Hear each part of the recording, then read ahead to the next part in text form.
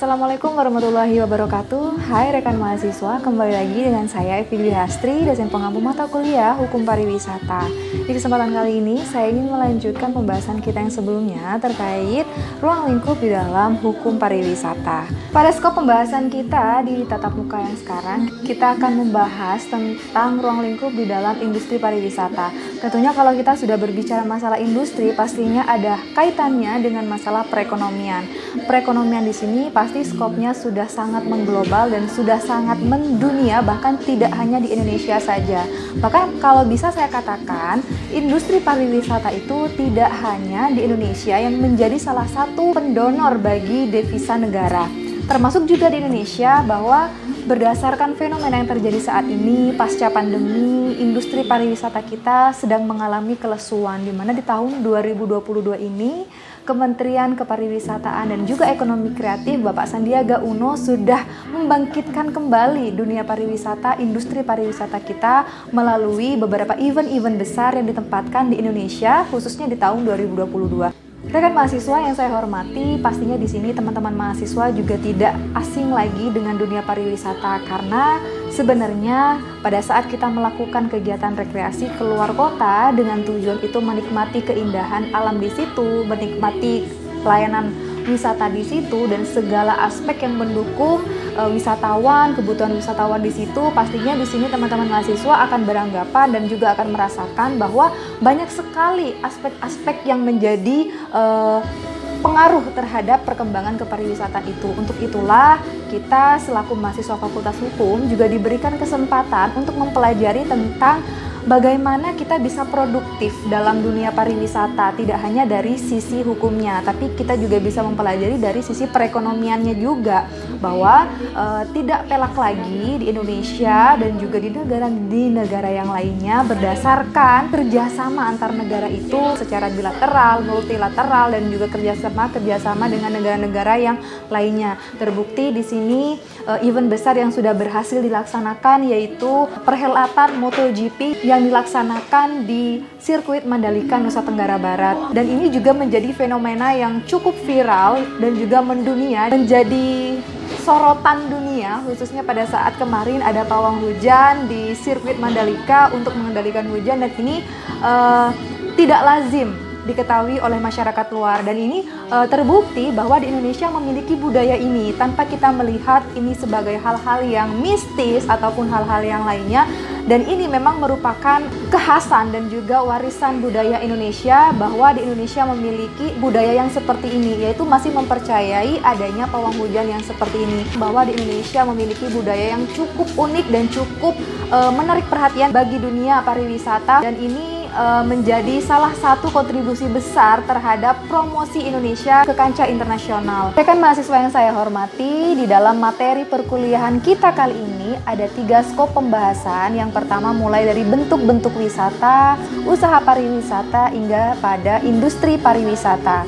Kita ke materi yang pertama terlebih dahulu, yaitu bentuk-bentuk wisata. Di sini ada berbagai macam bentuk-bentuk wisata, mulai dari segi dan jumlahnya, pengaturannya, maksud dan tujuannya, dan juga dari segi penyelenggaraannya. Kalau kita bisa lihat ya pada slide berikut ini, ada beberapa macam bentuk-bentuk wisata. Saya rasa teman-teman di sini juga sudah bisa memahami bentuk-bentuk wisata itu, mulai dari segi pengaturannya, tujuannya, dan lain sebagainya. Nah, saya lanjutkan saja kepada usaha pariwisata. Usaha pariwisata di sini terdiri dari berbagai macam aspek, mulai dari usaha perjalanan pariwisata, usaha transportasi jasa pariwisata, hingga pada usaha jasa pramuwisata. Untuk usaha jasa transportasi wisata, kita bisa melihat pada ruang lingkup transportasi yang disediakan secara umum, misalnya kereta kalau di darat, ada juga bis-bis, ada juga kalau di laut kita bisa menggunakan angkutan wisata di danau dan juga di sungai. Selain itu juga ada bidang usaha jasa perjalanan wisata. Untuk usaha jasa di bidang perjalanan pariwisata ini, teman-teman bisa melihat pada biro dan juga agen perjalanan wisata. Untuk biro ataupun agen perjalanan wisata ini, teman-teman bisa melihat pada agen tour travel yang sudah banyak ya di masyarakat, maupun itu di Sumeneb, di luar Sumeneb, dan lain sebagainya. Untuk jasa perjalanan wisata ini Biasanya ini menyediakan berbagai macam fasilitas mulai dari penginapannya, mulai dari transitnya, tempat makan, dan lain sebagainya hingga tempat-tempat untuk mendapatkan oleh-oleh. Jadi di tempat jasa ataupun biro ataupun agen perjalanan wisata ini semuanya sudah disediakan mulai dari perjalanan awal hingga pada balik lagi ke tempat tinggal kita. Nah, teman-teman di sini mungkin teman-teman di sini ada yang bekerja di sana atau sering menggunakan jasa agen dari tour travel itu, semuanya sudah berada dalam ruang lingkup ini. Untuk selanjutnya pada usaha jasa pramuwisata di sini, kalau saya katakan usaha jasa pramuwisata ini adalah seseorang yang memang menyediakan jasanya ataupun menyediakan kemampuannya, keahliannya untuk mengkoordinasikan antara agen tour travel itu dengan orang-orang yang ingin melaksanakan kegiatan wisata. Jadi dia itu menyediakan segala informasi yang dia ketahui berdasarkan kemampuan dia yang memang sudah tersertifikasi bahwa dia itu sebagai pemandu wisata atau sebagai pramuwisata. Nah, dia ini melakukan kerjasama dengan agen dan biro tour travel itu untuk bekerja sama di bidang pariwisata itu. Dia menyediakan bahwa ternyata di tempat ini ada tempat-tempat hiburan, ada tempat-tempat rekreasi, ataupun kalau misalnya kita melewati daerah ini, dia yang tahu kita membutuhkan waktu berapa lama dan juga kita membutuhkan tempat tinggal atau tidak, atau kita membutuhkan tempat makan di daerah itu. Nah, kita bisa langsung tanyakan kepada jasa pramuwisata itu. Rekan mahasiswa yang saya hormati, untuk selanjutnya di sini ada usaha pariwisata di bidang kawasan pariwisata dan juga bidang daya tarik wisata. Untuk bidang daya tarik wisata di sini, teman-teman mahasiswa bisa melihat pada wisata-wisata yang tersedia, misalnya seperti museum, goa, wisata agro, pemandian, objek ziarah, dan yang lainnya. Itu merupakan bidang daya tarik wisata. Jadi yang menjadi daya tarik ataupun kekhasan di daerah itu apa? Misalnya kampung adatnya, lingkungan adatnya, dan kebudayaan-kebudayaan yang lainnya yang menjadi daya tarik di daerah itu. Untuk selanjutnya adalah usaha kawasan pariwisata. Untuk usaha kawasan pariwisata ini merupakan daerah-daerah yang memiliki potensi, khususnya potensi di bidang sumber daya alamnya, kekayaan alamnya, floranya, faunanya, dan ini merupakan yang bersumber dari alam secara alami memang ya. Jadi bukan buatan dan tidak berasal dari kebudayaan. Dan ini memang murni tumbuh dan juga berasal dari alam itu sendiri, seperti keindahan lautnya, gunungnya, pantainya, dan sebagainya yang seperti itu. Sehingga kegiatan untuk kawasan pariwisata ini dikelola untuk kebutuhan wisatawan dapat melakukan kegiatan wisata di situ. Next slide, sekarang kita sudah masuk ke usaha penyelenggaraan hiburan dan juga usaha spa. Untuk usaha penyelenggaraan hiburan dan juga usaha spa ini merupakan beberapa bidang usaha pariwisata yang bisa dikelola dan juga dilakukan oleh masyarakat lokal khususnya. Untuk hiburan misalnya di sini ada tempat-tempat seperti tempat makan, tempat untuk melakukan rekreasi yang lainnya di luar tempat wisata itu, ataupun tempat hiburan seperti bioskop. Nah, selain itu ada juga tempat spa. Tempat spa ini merupakan tempat yang memang disediakan, di mana spa ini merupakan ciri khas dari daerah itu. Misalnya di Jogja itu sudah banyak spa-spa tradisional yang memang menggunakan rempah-rempah di sana ataupun obat-obatan yang memang menjadi ciri khas Indonesia. Seperti itu ya rekan mahasiswa. Untuk selanjutnya kita sudah sampai kepada pembahasan usaha pariwisata di bidang yang lainnya, yaitu usaha pariwisata di bidang informasi pariwisata dan juga usaha pariwisata di bidang jasa konsultasi pariwisata. Kita mulai dari usaha pariwisata di bidang jasa konsultasi pariwisata ini, usaha yang menyediakan saran dan juga rekomendasi terhadap segala bidang usaha di bidang pariwisata, mulai dari studi kelayakannya, perencanaannya, hasil penelitiannya, dan juga pemasaran di bidang pariwisata. Untuk selanjutnya saya akan menjelaskan tentang usaha pariwisata di bidang jasa informasi pariwisata. Usaha jasa di bidang ini merupakan usaha yang bergerak di bidang promosi kalau saya katakan. Kenapa di bidang promosi? Contohkanlah seperti Traveloka. Kalau Traveloka itu adalah menyediakan informasi-informasi terkait destinasi wisata melalui bentuk-bentuknya itu seperti video, foto, dan juga melalui marketplace, melalui web, blog, dan lain sebagainya, sehingga masyarakat bisa tahu destinasi yang disediakan itu apa saja, fasilitas yang disediakan itu apa saja, sehingga kita sebagai konsumen dapat mengetahui informasi terkait wisata yang akan kita kunjungi itu.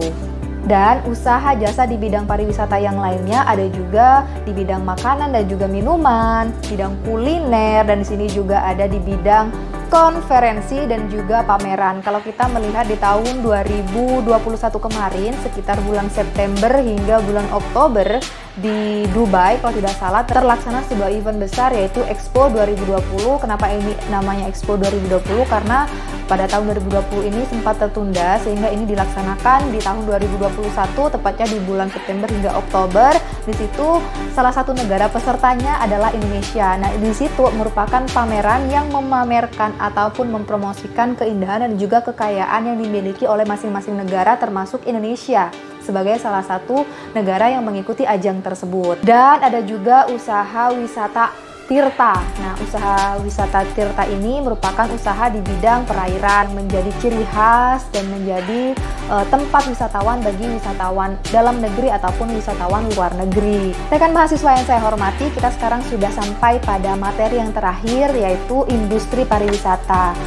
Aspek di dalam industri pariwisata ini tidak hanya terkait masalah pariwisatanya saja, ternyata ini juga menjadi aspek yang sangat diperhatikan oleh pemerintah Indonesia. Karena apa? Karena di sini industri pariwisata merupakan salah satu industri yang memiliki peran penting untuk meningkatkan devisa negara ataupun pendapatan negara.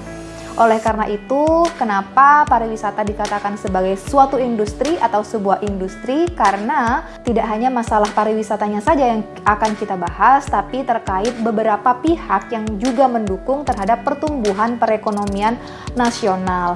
Dan ini akan menjadi sebuah industri yang besar apabila Indonesia mampu mengelolanya dengan baik, mampu melakukan berbagai temuan-temuan, terobosan-terobosan baru di dalam masalah hukum pariwisata khususnya dan juga masalah kepariwisataan yang lain. Dan usaha pariwisata ini dikatakan sebagai sebuah industri, yaitu industri pariwisata, karena ini menyangkut paut juga dengan kegiatan ekonomi, kegiatan bisnis, sehingga hal ini perlu kita pelajari juga dari segi aspek hukumnya.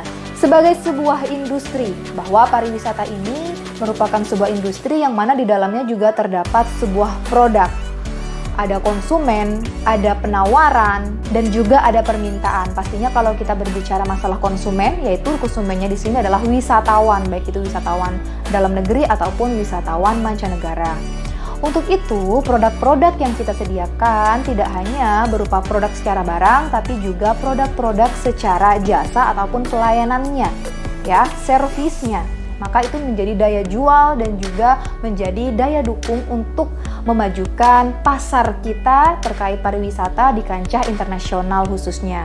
Produsen di sini tidak hanya pemerintah ya, tidak hanya pemerintah, tapi di sini produsen juga ada berbagai macam pihak, yaitu seperti para pengusaha, investor, pengembang-pengembang, dan juga ada masyarakat lokal di situ yang memang memiliki usaha di bidang pariwisata. Next slide kali ini kita sudah masuk kepada macam-macam atau produk-produk yang ada di dalam pariwisata.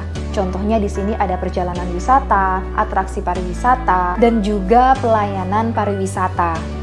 Ada salah satu tokoh besar yang mengatakan, yaitu John Naisbitt dalam Global Paradox, mengatakan bahwa pada abad ke-21 industri pariwisata menjadi salah satu sektor terkuat dalam menghasilkan keuangan negara, baik itu di dalam negeri maupun di luar negeri, baik itu di Indonesia ataupun di luar Indonesia. Karena pada hakikatnya industri pariwisata ini melibatkan berbagai macam sektor. Jadi di sini industri pariwisata ditafsirkan pada abad ke-21 berdasarkan pendapat dari John Naisbitt ini dalam Global Paradox-nya, bahwa di sini industri pariwisata akan menduduki posisi tertinggi sebagai salah satu sektor terpenting untuk menumbuhkan perekonomian di masing-masing negaranya. Nah, rekan mahasiswa, untuk perkembangan dunia pariwisata ataupun industri pariwisata saat ini, kita bisa melihat bahwa 2 atau 3 tahun terakhir kita sempat close, kita sempat terpuruk, khususnya di dunia pariwisata, bahwa ini merupakan dampak dari adanya pandemi COVID-19. Dan Menteri Kepariwisataan dan juga Ekonomi Kreatif Bapak Sandiaga Uno, sebagaimana yang telah dinyatakan di berbagai macam media, bahwa beliau telah membuka akses kepada semua warga asing dan juga semua warga mancanegara yang ingin berkunjung ke Indonesia untuk melakukan kegiatan wisata. Terbukti ini dilaksanakan di pertengahan bulan Februari 2022 berdasarkan surat edaran Satgas Covid nomor 2 tahun 2022 telah mencabut larangan bagi warga negara asing yang ingin berkunjung ataupun masuk ke Indonesia. Jadi ini merupakan momentum yang besar dan sangat penting bagi kita untuk digunakan sebaik-baiknya, dikelola sebaik-baiknya, bahwa kesempatan seperti ini mungkin tidak berlaku panjang atau tidak akan bermasa panjang, karena kita posisinya masa sekarang ini kita berada pada masa ataupun kondisi VUCA, yaitu volatility, uncertainty, complexity, dan juga ambiguity. Dari rangkuman ini bahwa kita berada di posisi ataupun di masa VUCA ini memang tidak stabil dan tidak bisa memprediksi apa yang akan terjadi ke depannya, khususnya masalah pandemi COVID-19 ini. Kita tidak akan pernah tahu 2023, 2024 akan kembali menjadi pandemi atau kita sudah beranjak ke masa endemi. Kita juga harus bisa untuk beradaptasi dengan new normal yang seperti ini. Kita tetap mematuhi protokol, maka di sini insya Allah program pemerintah untuk membangkitkan kembali dunia industri pariwisata dapat dilaksanakan dengan baik dengan dukungan semua pihak. Hal ini juga disampaikan oleh Kemenparekraf bahwa di tahun 2022 ini ditargetkan 1,8 hingga 3,6 juta. Di tahun 2022 kunjungan wisatawan asing akan naik ya. Karena di sini Kemenparekraf sudah menerapkan protokol kesehatan dan juga menerapkan berbagai macam kebijakan, baik itu kebijakan dari segi kesehatannya, dari segi perekonomiannya, dan juga dari segi keimigrasiannya. Program yang dilakukan ataupun dicanangkan oleh Kemenparekraf ini adalah program warm up vacation dengan sistem bubble up. Jadi di sini wisatawan asing yang akan berkunjung ke Indonesia dilakukan warm up terlebih dahulu melalui sistem bubble itu, kemudian baru bisa melaksanakan aktivitas seperti biasanya dengan tetap memperhatikan protokol kesehatan yang sudah menjadi kebijakan di Indonesia. WTO, World Tourism Organization, di sini juga memberikan pandangan besar bahwa dalam kita melakukan sebuah pengembangan baru dan juga eksplorasi baru, pembangunan pariwisata yang berskala besar, ini juga tetap harus memperhatikan pembangunan yang berkelanjutan, karena ini tidak hanya untuk masa sekarang ini, tapi ini juga akan berdampak pada masa yang akan datang dan masa yang sangat panjang. Maka dari itu di sini harus tetap diperhatikan berdasarkan pendapat dari WTO itu, World Tourism Organization itu, bahwa tetap menggunakan asas keberlanjutan itu demi kemaslahatan bersama, tidak hanya untuk masyarakat saat ini tapi juga untuk masyarakat yang akan datang. 4 pilar menurut Global Tourism Council. Yang pertama adalah pengelolaan destinasi wisata untuk masyarakat secara berkelanjutan. Yang kedua, ekonomi tersebut diperuntukkan untuk masyarakat lokal. Yang ketiga, pelestarian budaya untuk masyarakat dan juga untuk para pengunjung. Dan yang terakhir adalah pelestarian lingkungan.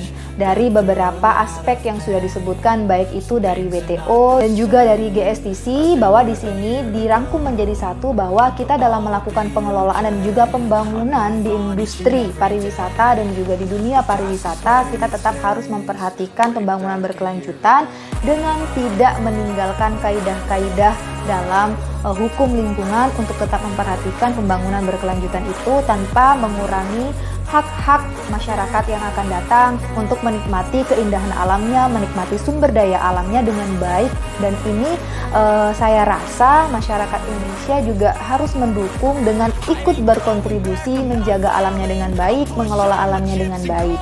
Oke, rekan mahasiswa, seperti itu dulu penyampaian materi saya pada pertemuan kali ini. Terima kasih yang sudah menyimak video dan juga materi dari saya ini. Saya mohon maaf apabila ada yang kurang berkenan ataupun ada kesalahan yang saya sampaikan selama pemaparan materi. Sekali lagi saya ucapkan terima kasih. Saya akhiri. Assalamualaikum warahmatullahi wabarakatuh.